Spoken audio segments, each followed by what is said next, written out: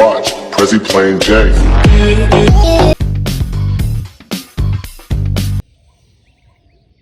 সকাল হয়ে গেল গাইস, দেখো 5:49 বাজে, অনেকটাই সকাল হয়ে গেছে। দেখুন আমি গেটটা খুলি। ও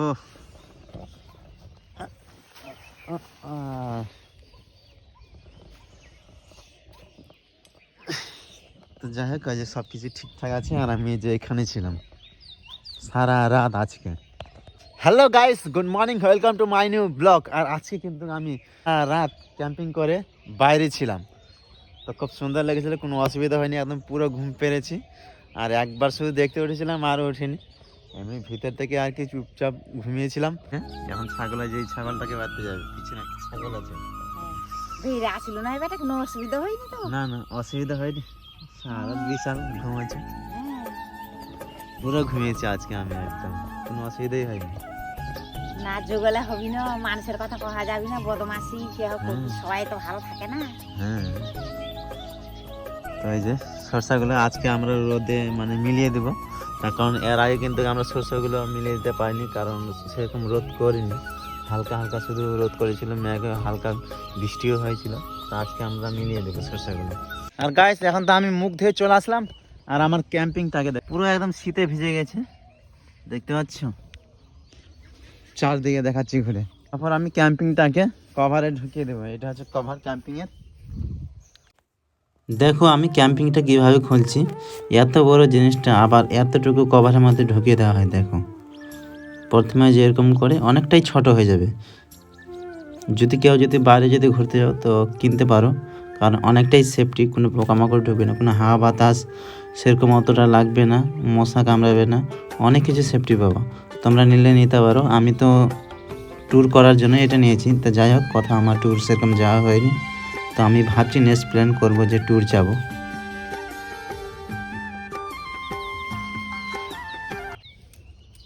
আজকে আমাদের ঝিনুক খাওয়া হবে, যে দেখো কত বড় বড় ঝিনুক, এগুলো হচ্ছে আমাদের পুকুরের ঝিনুক।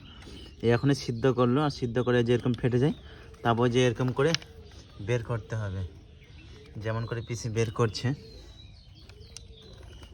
তোমরা কি এরকম ঝিনুক খেয়েছো? আর এরকম ঝিনুক খেতে তোমাদের কেমন লাগে কমেন্ট করে অবশ্যই জানাবা। কতগুলো ঝিনুকগুলো আজকে আমাদের এইগুলো রান্না করে খাওয়া হবে। মা এখন আমাদের ঠাকুর ঘরে পুজো দেবে, তার জন্য ফুল তুলছে।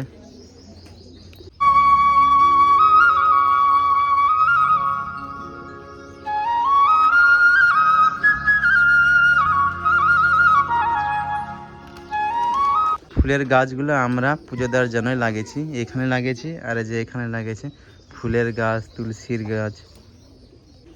তো মায়ের কিন্তু সম্পূর্ণ ফুল তোলা হয়ে গেল, আর যে গাঁদা ফুল তুললো, গাঁদা ফুলগুলো আমরা চাষ করেছি জমির দিকে শুধু পুজো দেওয়ার জন্য। ফুল তোলা কমপ্লিট হয়ে গেল, তো এখন মা ঠাকুর ঘরে পুজো দিবে। আর গাইস, এখন আমি যাব একটা বন্ধুর বিয়ে খেতে, মা আর আমি যাব। মা তো যাবে অন্য আত্মীয়ের বাড়ি, আর আমি যাব আমার বন্ধুর বাড়ি বিয়ে খেতে। তো দেখাচ্ছি তোমার ওখানে গিয়ে। আমি তো পুরো একদম তৈরি হয়ে গেছি, মাও তৈরি হয়ে গেছে। যে মা রেডি, আর পুরো বুঝতে পারছো ঠান্ডার দিন, আমিও জ্যাকেট পরে নিয়েছি, আমিও রেডি। ফাইনালি বিয়ে বাড়িতে পৌঁছে গেলাম। বিয়ে বাড়ির দেখো গেটটা কত সুন্দর সাজিয়েছে, আর দাদা তো আছে পিছনে। তো আমি একটু সামনে ভিতরে ঢুকে গেলাম, ঢুকেই দেখছি চার সাথে সাথে এখানে দেখছি সবাই ফটো তোলা নিয়ে ব্যস্ত। ক্যামেরাম্যান তো আমাদের একদম খাতারনাক ক্যামেরাম্যান, আমি ওদেরই ফটো শ্যুট করে দেখছি। ফাইনালি আমরা উঠে গেলাম স্টেজে বলে একটা ছবি টবি তুলবো, তার জন্য বন্ধুগুলো সব উঠে গেলাম।